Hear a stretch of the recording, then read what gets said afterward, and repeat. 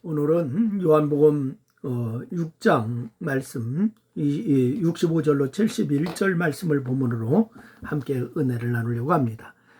여러분, 흔히 사람들이 이런 말을 하죠. 장사는 몫이 좋아야 된다, 이렇게 말을 하죠. 어디에다가 가게를 내느냐, 여기에 따라서 승패가 좌우된다라고 하는 그런 말이겠죠. 그런데 어느 때부터인가 이 장사만 그런 게 아니라 교회도 몫이 좋아야 한다라고 하는 말을 합니다. 이야기를 종합해보면 틀린 것은 아닌 것 같지만은 어딘가 개운치는 않습니다. 그래서 예수님과 우리를 비교할 수는 없지만은 예수님은 건물도 없고 계속 이동하시면서 설교하셨어요. 그리고 그럼에도 불구하고 큰 무리가 예수님께 모였습니다. 오병이의 기적이 일어났습니다. 한적한 들판이었지만은 남자만 5,000명이 모였다. 예수님의 사역에 몫이 문제가 아니었다는 말이죠.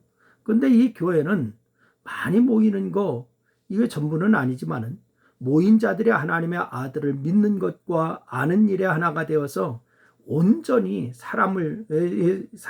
온전한 사람을 이루고 그리스도의 장성한 분량에 이르기까지 자라가고 이렇게 해야 합니다. 그런데 만약 믿음의 수준이 자라가지 못하고 그래서 말씀을 들어도 깨닫지 못하면은 개인적으로나 교회적으로 큰 어려움이 됩니다. 우리는 오늘 본문 말씀에서 예수님께 모였던 사람들 중에 많은 이들이 예수님을 떠나고 다시 그와 함께 다니지 않았다라고 하는 말씀을 읽을 수가 있어요. 어떻게 예수님의 목회자에게 이런 일이 일어날 수가 있을까요? 그러면 떠나지 않은 이들은 왜 떠나지 않았을까요?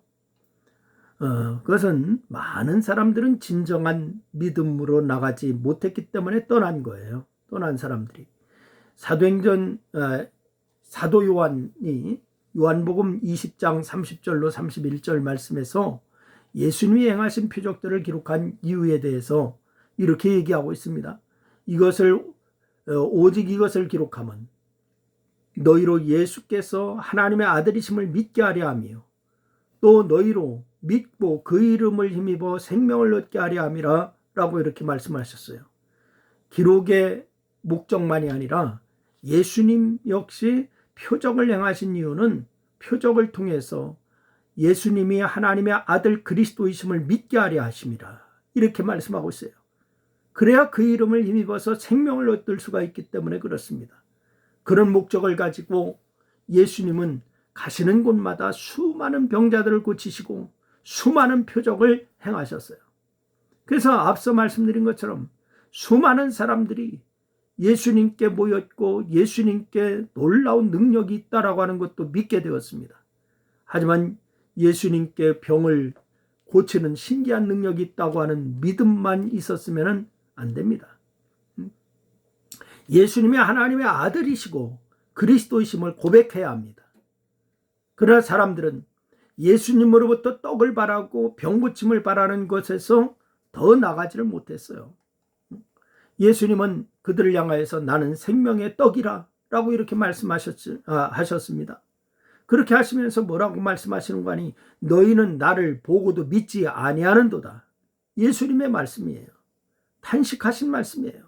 그런데 예수님은 그들의 진정한 믿음을 갖기 원하는 마음으로 이렇게 말씀하셨지만은 그들은 예수님께 하나님의 아들이심을 받아들이지 못하고 떠나갔습니다.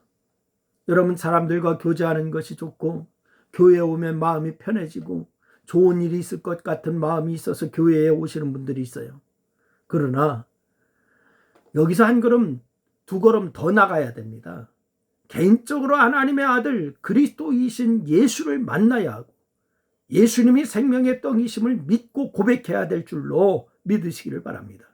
두 번째는 12 제자들은 믿음으로 고백하면서 예수님의 곁을 남아 있어요.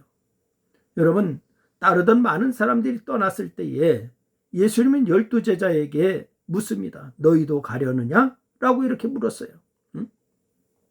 명색이 수많은 사람들 중에 뽑은 12명인데 그 중에 예수님을 떠날 자가 있겠습니까?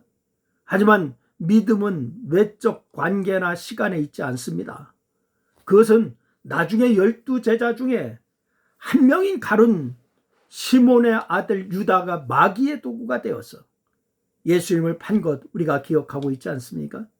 예수님은 이미 바로 훗날에 될 일을 아시고서 이렇게 말씀하시죠. 중요한 것은 외적인 어떤 요소나 그를 붙드는 끈이 아니다. 자신의 진정한 믿음이다. 이것을 말씀하세요. 그래서 이 베드로는 예수님의 질문에 대답하기를 주여 영생의 말씀이 주께 있사오니 우리가 누구에게로 가오리까? 우리가 주는 하나님의 거룩하신 자인 줄을 믿고 알았사옵나이다. 이렇게 고백했어요. 그래서 이 베드로는 예수님께 12제자 중 한 명으로 뽑혔다는 것 때문에 예수님을 떠나지 못한 것이 아니에요. 여러분, 인간적인 관계나 다른 어떤 이유 때문에 교회에 다니는 것이 아니라는 겁니다. 그런 예수님이 하나님께서 보내신 생명의 떡이고 그 떡을 먹고 영생한다라고 하는 것을 믿었기 때문에 예수님을 떠나지 않은 것입니다. 여러분, 얼마 후에 빌립보 가이사라 지방에서 잘 정립된 신앙을 고백하겠지만은 벌써 이 베드로는 예수님이 하나님의 아들이시고 그리스도이심을 믿음으로 고백하고 있습니다. 이 믿음은 유다를 제외한 모든 제자들 역시 마찬가지였어요. 주께서 여러분에게도 같은 질문을 하실 겁니다. 너희도 가려느냐? 라고 질문하세요.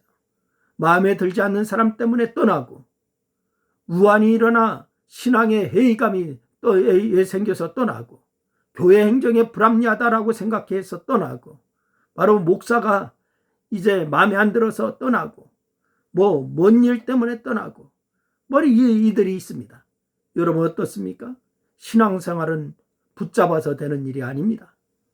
바로 예수님을 만나 하나님의 아들이시며 생명의 주이심을 믿고 고백해야 신앙이 되는 거예요. 여러분만 아니라 가족과 교우들이 다 그러하기를 축복합니다. 여러분 늘 주님 앞에 끝까지 믿음으로 붙잡는 그러한 역사가 있기를 주의 이름으로 축원합니다. 기도하겠습니다. 하나님 고맙습니다.